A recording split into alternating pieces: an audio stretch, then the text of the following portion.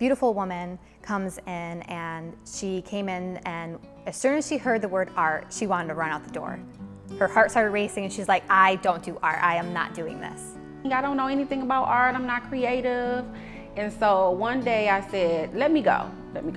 And I just asked her to stay and just try it out. She didn't even have to create art, she could watch other people make and just get a feel for the room and the environment. And if she wants to leave, she's more than welcome to leave.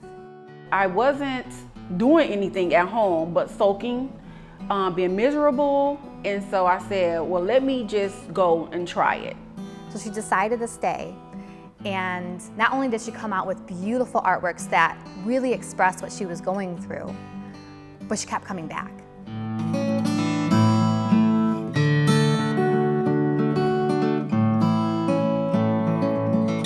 I would say 95% of the people that come into our program have zero art experience coming in. And I always hear them say, well, I'm not an artist, so I can't do that.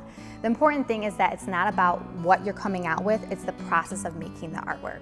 It's not about whether it's good or bad, we're not passing judgment. It's about pure expression and getting that onto the paper. I don't really consider myself an artist, but just that I do. I'm starting to find visual ways of expressing how I feel and getting it out into something that's a little bit more tangible. It's very common that patients have difficulty being able to find the right words to express what they're going through, and this is where art therapy really comes into play. I've never been able to share what I'm going through, and in this class I can, and I know it's all confidential, and it's helped a lot. You're able to put it onto paper so people can see it, especially when you're not able to find those words that can express what you're going through. I mean, I met so many people that they're like, I don't know how to tell my family members what I'm going through because no words give it justice.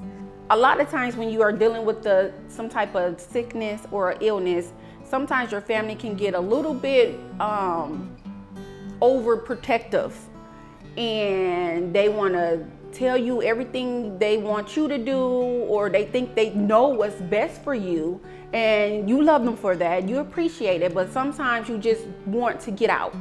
And sometimes you need that outside support to just breathe, to just be you. It feels really good to be with people who have been in the same situation or very similar situation, whether or not we talk about it.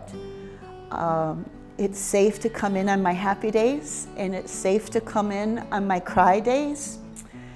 And so to be able to have an outlet that you can externalize these emotions and process them, and you can put it onto paper, and it also allows you to give a new perspective to look at it. Art is not just drawing, it's expression. And that's something that I didn't realize before. When you come to art therapy, you can do anything. There's no right or wrong. And maybe that's like, if I had to pick one thing that I loved about art therapy, that's what it would be. There is no right or wrong.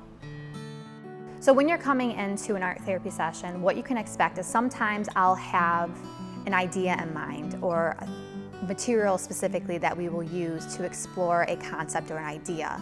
But then there's other times where I leave it open for you to kind of explore that yourself. And the beautiful part of that is I could say one directive, but everyone comes out with something different. And everyone with what they come out with is valued, and they have an opportunity to share. And I think there's something really beautiful about allowing people to be raw, and it's okay. The structure and the planning that she provides, the safe space that she provides for us to create, to be imperfect, to be joyful and to be sad, to share in confidentiality.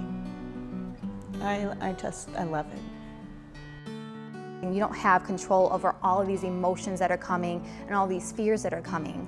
And so art therapy allows you to externalize those and gain a sense of control over your life. And your whole life is flipped around. It's very easy to be stressed. I mean, that is very common and a natural reaction to what you're going through. And so to find ways to cope with that, to help not just psychologically, but physiologically during your treatment is very important to your overall quality of health. my favorite analogy for what's been happening within me is that I had a mass of pain and a mass of emotion that I thought would always just be kind of like a tangled mass of yarn that I was just learning to mat down and make comfortable within me and trying to live with it. And through art therapy, it's like it's coming out. It's coming out and it's getting wound up, and I've got a choice of what to do with it. So we've been very fortunate of the Flint community as a whole and their support about and understanding the need for this program. So between the Flint Institute of Arts and our collaboration, in addition to the support that we've gotten from the Genesee Health Plan to help expand this program so that it is open to the greater Flint cancer community, is extremely important. And without their support, this program wouldn't exist. So we're very grateful for this and that they understand the need that is here.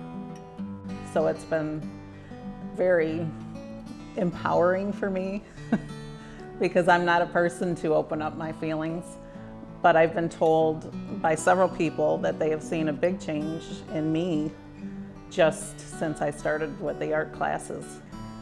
So grateful to have an outlet for my emotions that I thought might never be understood, might never be expressed. I didn't think I had a voice. You know, I was always somebody's wife or somebody's mother, not Kathy. And now I'm Kathy and I'm dealing with doing things Kathy's always wanted to do. And that's thanks to the class and the people in it.